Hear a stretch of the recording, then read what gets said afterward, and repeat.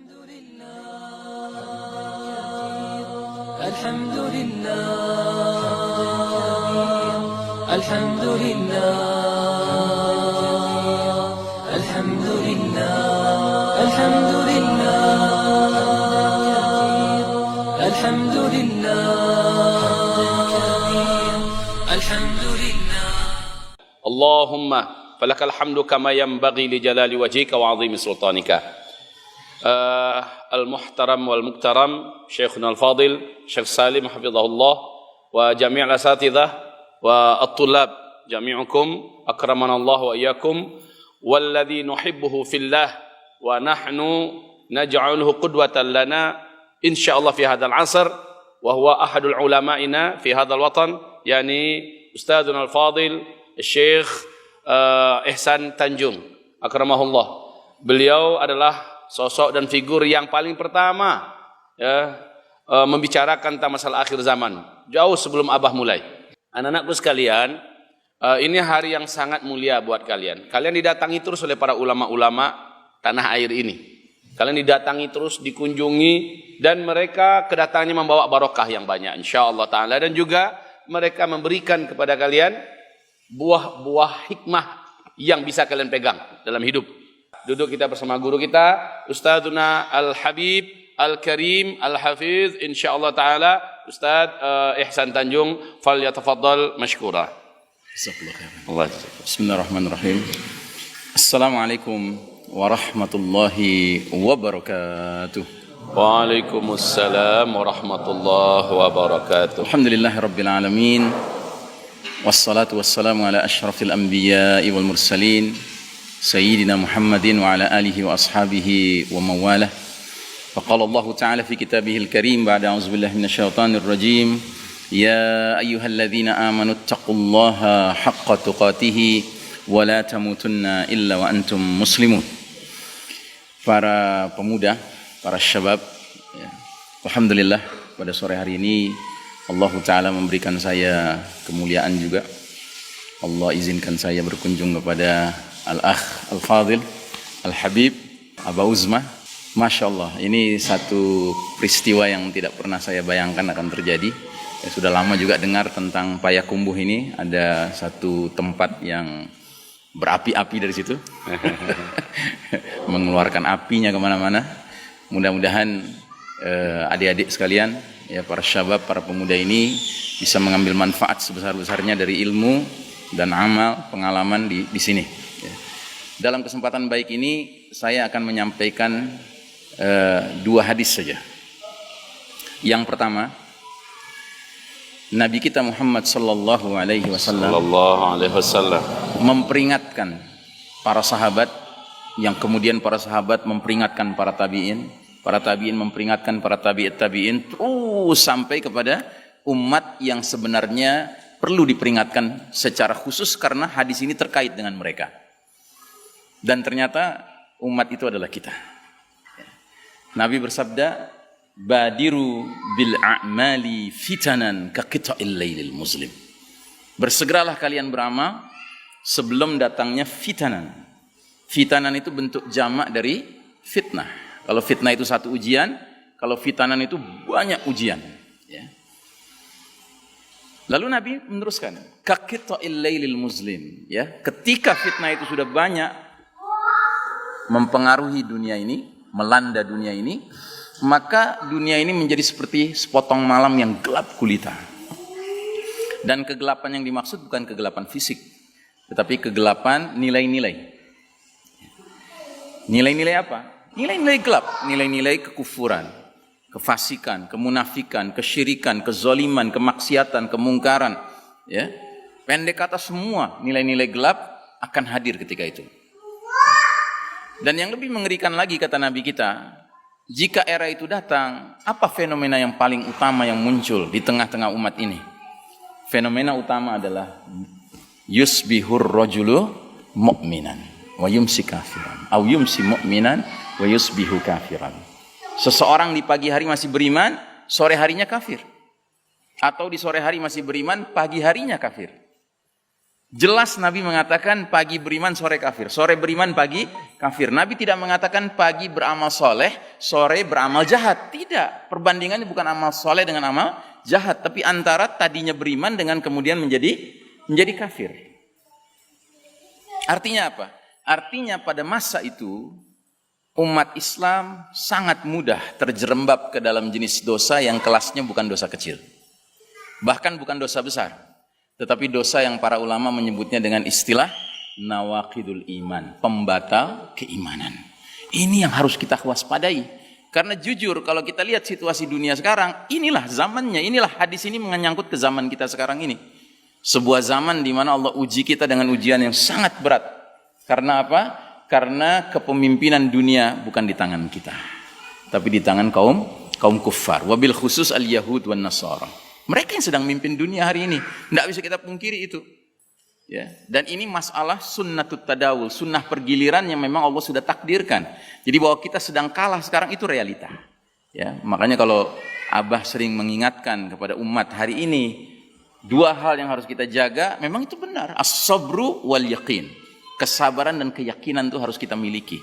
Ya. Karena tidak mungkin kita bisa menempuh dunia yang gelap gulita ini kecuali dengan as-sabru wal yaqin ini. Dan ujung dari hadis ini apa kata Nabi? Yabi'u dinahu bi'aradin minad dunya.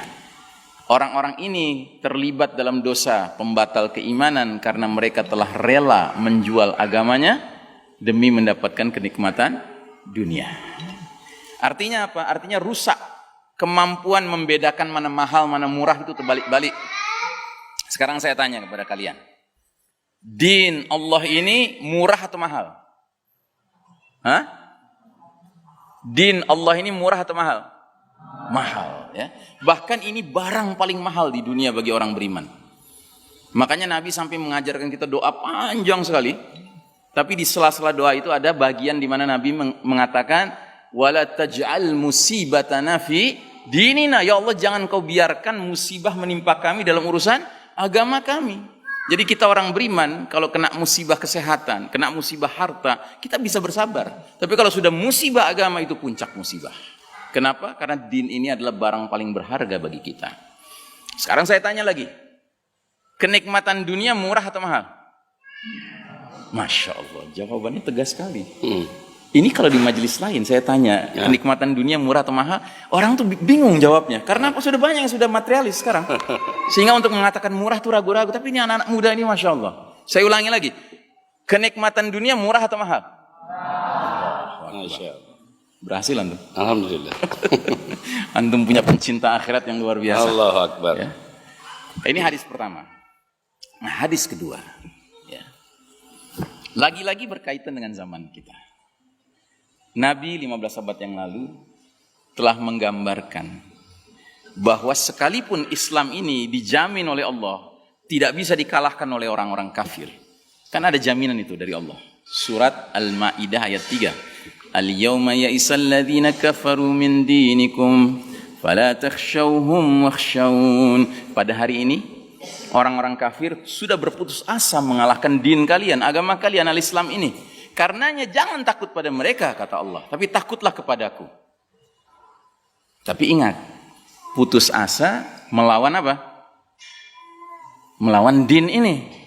Bukan putus asa melawan kaum muslimin, tidak. Orang kafir tidak pernah putus asa melawan kaum muslimin. Karena apa? Mereka tahu kaum muslimin itu beda dengan Islam. Kalau Islam itu mantap, nggak bisa diganggu gugat. Tapi kalau kaum muslimin itu bisa kuat, bisa lemah. Ya. Bisa berada di rel yang benar, bisa berada di rel yang salah. Ya. Nah, jadi Nabi pernah menyampaikan satu hadis tentang ajaran Islam yang karena umatnya itu lemah, kemudian ajaran itu sendiri mengalami pelunturan, pelan tapi pasti. Bagaimana kata Nabi? La tunqadanna waral islami urwatan. فَكُلَّمَنْ تَقُدَتْ أُرْوَةٌ تَشَبَّثَ النَّاسُ بِالَّتِي تَلِيهَا فَأَوَّلُهُنَّ نَقْدًا الْحُكْمُ وَآخِرُهُنَّ الصَّلَاةُ. Jadi Nabi kita bersabda, ikatan Islam ini akan terurai simpul demi simpul. Tahu simpul ya? Tahu simpul? Simpul tali ya. Jadi Nabi menggambarkan Islam ini seperti kumpulan ikatan yang sudah mantap ya. Tapi dia bisa terurai. Dan kalau dia terurai itu simpul demi simpul, satu demi satu. Setiap satu simpul terurai, manusia bergelayutan pada simpul berikutnya. Itu terurai, simpul berikutnya. Itu terurai, simpul berikutnya. Nah, urutannya bagaimana? Yang paling awal akan terurai adalah urusan hukum, dan yang paling akhir terurai adalah urusan sholat. Ya. Nah, semenjak runtuhnya tatanan Islam, sistem iman dan tauhid tahun 1342 Hijriah, persis 100 tahun dari kita sekarang pakai kalender Hijriah, apa yang terjadi? Di negeri-negeri kaum muslimin yang paling awal berubah adalah hukum. Tadinya hukum Allah yang berlaku, mulai hukum sekuler yang berlaku. Dan yang lebih menyakitkan, hukum yang berlaku seringkali adalah hukum mantan penjajahnya. Kalau negeri muslim itu tadi dijajah sama Inggris, mereka berhasil mengusir penjajah Inggris bulenya itu, kafirnya itu. Tapi herannya hukum Inggrisnya dipakai. Kalau negeri muslim itu dijajah Belanda, ya kan Belandanya diusir dengan Allahu Akbar. Tapi anehnya setelah mereka terusir, hukum Belanda pula dipakai. Ya. Itu baru tahap awal. Tahap berikutnya kemudian politiknya. Makin lama makin asing kita dengan politik yang dimainkan oleh orang-orang yang secara status mengaku muslim. Tapi politik macam apa? Kok nggak seperti Umar ibn Khattab, nggak seperti Abu Bakar Siddiq ya? Karena apa? Karena simpul politik Islam terurai. Ekonomi Islam terurai. Bahkan di negeri muslim diperkenalkan ekonomi ribawi. Ya, musuhnya Allah dan Rasulnya. Berperang dengan Allah dan Rasulnya. Terus pelan, simpul demi simpul lepas, ya. Kemudian simpul budaya. Kita dulu kalau menikmati hiburan, ya, dalam zaman Islam berjaya, setiap hiburan itu membawa kita kepada zikrullah, ya. Seperti antum kalau menikmati hiburan berkuda, itu kan ingat Nabi, ingat para sahabat, ya kan itu zikrullah, mengingat Allah, mengingat jihad fisabilillah. Tapi hiburan-hiburan modern sekarang ini semuanya mengarah kepada pikiran-pikiran kotor. Terus simpul budaya lepas, simpul pendidikan lepas. Ya, pendidikan sekarang sudah bukan pendidikan Islam, pendidikan sekuler. Maka banyak orang tua tidak mau lagi anaknya bercita-cita menjadi ulama. Maunya kalau nggak jadi tukang insinyur, jadi tukang dokter. Bangga kali mereka. Terus satu demi satu, simpul medis terlepas. Ya, ingat dulu ketika Tibun Nabawi yang tegak, para tabib itu mendidik diri mereka sendiri dan pasiennya, bahwasanya wa idza maridtu fahuwa yashfin. Kalau aku sakit, Allah yang menyembuhkan. Sehingga kalau pasiennya sembuh, tidak ada tabib yang begini, aku yang menyembuhkan, tidak ada. Dia kembalikan kepada Allah. Dan tidak ada pasien dulu yang menganggap tabib itu segala-galanya. Tidak. Dia tahu tabib cuma berupaya saja. Tapi dalam medis modern sekarang ini, dokter seolah-olah menjadi penentu segala-galanya. Sampai berani mengatakan, maaf, setelah lihat diagnosa paru-paru Anda, jantung Anda, umur Anda tinggal 3 bulan. Bayangkan. Hidup dan mati seperti di tangan dia. Jadi satu demi satu simpul lepas. Nah, yang paling mengerikan, sekarang di depan mata kepala kita sendiri, kita sedang menyaksikan simpul sholat diacak-acak. Ya. Bayangkan. Ya. Kok bisa umat Islam sekarang seperti lupa dengan ilmu yang selama ini sudah ditanamkan, bahwasanya ibadah mahdoh semuanya haram, kecuali yang dicontohkan oleh Nabi SAW. Ya kan? Itu kan hakikatnya begitu.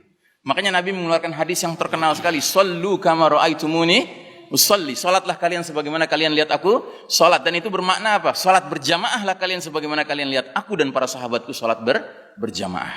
Ya.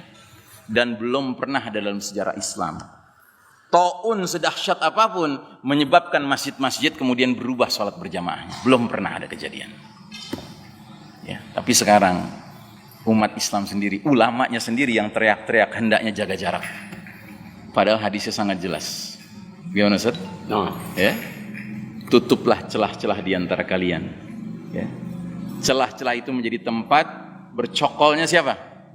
Syaitan.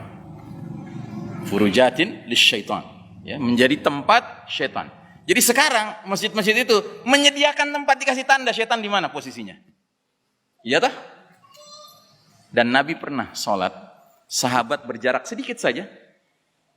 Setelah itu Nabi bilang, aku tadi lihat ada anak domba, setan anak domba di celah kalian. Sekarang celahnya besar, bukan anak domba lagi, sekeluarga domba. hadir di situ. Suami, istri, anak, mertua, mantu, cucu, semuanya hadir. Ya. Ini musibah besar. Ya. Dan Nabi mengingatkan kita dalam hadis yang lain, Innal Yahuda qad sami'u dinahum. Sesungguhnya Yahudi itu sudah putus asa, sudah bosan dengan agama mereka. Dan mereka itu kaum yang sangat hasad kepada kita umat Islam, terutama dalam 3 perkara. Perkara apa? Raddis salam, menjawab ucapan Waalaikumsalam kepada sesama saudara muslim ketika mengucapkan salam. Yang kedua, fi iqamatis sufuf, dalam menegakkan shaf. Kedisiplinan umat Islam menegakkan shaf, lurus dan rapat, itu membuat hasad kaum Yahudi. Karenanya hari ini Yahudi tertawa terbahak-bahak melihat Masjidil Haram, melihat Masjidil Nabawi. Mereka sudah sukses. Ya. Dan ini dijadikan dalil sama banyak umat Islam di seluruh dunia sekarang. Alah, kamu tuh siapa? Ulama mana kamu? Sedangkan lihat Masjid Nabawi saja, lihat Masjidil Haram saja. Kita harus jaga jarak, kalau enggak kita mati kena virus. Nauzubillah min dzalik. Dan yang ketiga, Yahudi itu hasad pada kita dalam urusan apa? Ucapan kaum muslimin di belakang imam sholat wajib mereka ketika sholat jahar, yaitu kalimat amin. Makin keras suara aminnya, makin hasad Yahudi. Yang berarti makin sedikit jumlah jamaahnya, suara aminnya makin kecil. Dan ini yang terjadi di banyak masjid sekarang. Masjid mestinya muat 1000 orang, cuma muat 300 orang. Karena aturannya begitu. Otomatis suara aminnya mengecil. Nah, saudaraku rahimakumullah, tidak ada pilihan lain buat kita. Bahwa kita tetap harus berpegang kepada sunnah Nabi Muhammad SAW. Sebab dengan kita berpegang kepada itu, apapun yang kita hadapi, insya Allah mendatangkan keberkahan dari Allah Ta'ala, mendatangkan perlindungan dari Allah Ta'ala. Dan kalaupun kita setelah menjalankan sunnah Nabi kita sakit, ya sakit itu takdir dari Allah Ta'ala. Hak Allah untuk menguji siapapun dengan penyakit. Tapi yang penting kita tidak boleh mengalahkan ya kedisiplinan kita menegakkan sunnah Nabi dengan alasan apapun, apalagi kalau alasan itu hanya bersifat duniawi. Ya. Demikian barangkali yang bisa saya share pada sore hari ini. Ya, saya doakan mudah-mudahan jamaah sekalian, terutama para pemuda, pemudi, para talibah di sini menjadi calon-calon ulama Islam, calon-calon mujahidin, mujahidat fi sabilillah. Ya. Dan mudah-mudahan Saleh? Mana Saleh? Hadir Saleh? Mana Saleh? Masya Allah, Saleh insyaAllah ya. Jihad fisabilillah. Bayatul Mahdi. Insyaallah. Ya. Allahumma ja'alna min jayshil mahdi alladhina akhadhu ihdal husnayain, ish kariman au mutsyahidan. Amin. Demikian barangkali yang bisa saya share ya. Abah, Masya Allah, barakallahu fikum. Hayyakumullah. Ustaz Salim, hayyakumullah. Aqulu qawli hadza fastaghfirullah li wa lakum. وصلى الله على نبينا محمد وعلى آله وصحبه وسلم تسليما أحبكم في الله والسلام عليكم ورحمة الله وبركاته. Waalaikumsalam warahmatullahi wabarakatuh.